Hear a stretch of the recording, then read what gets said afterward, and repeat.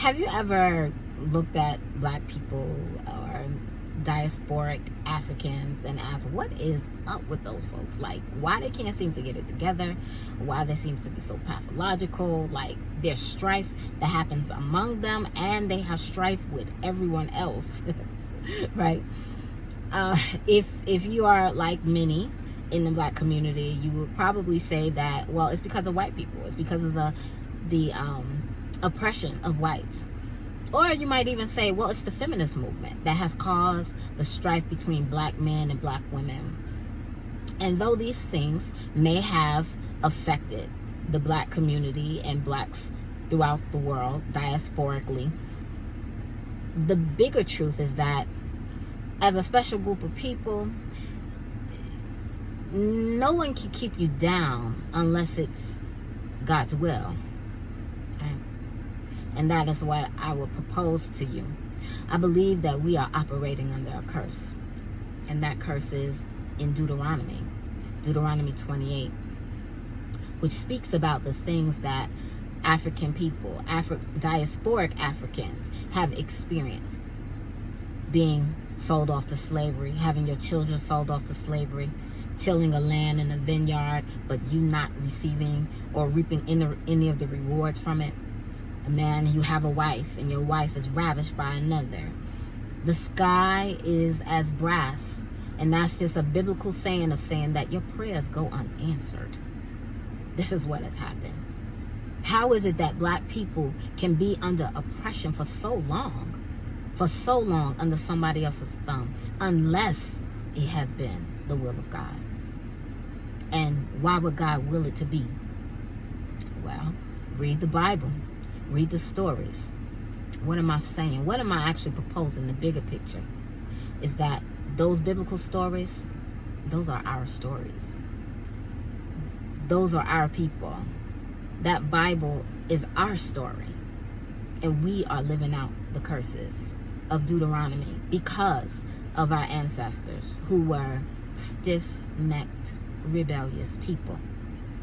Over and over again, as I read the Bible in the books of Kings and the books of Chronicles, over and over again, you said, and he was evil in the sight of God, and he did evil in the sight of God, and he did evil in the sight of God. Over and over again, you see this. You see a good one here, you see a good one there, and notice that the good ones always get the blessings. But then so many were evil and doing wrong in the sight of God. And after praying and crying, oh God, please help us, right? And God saves his people. What happens? They turn right back around and do the wrong thing, worshiping idols and following in the ways of those who came before. So I believe that we are living out those curses from our ancestors' behaviors in the past. But our God is a merciful God and a loving God. And we can do right. And we can get it right.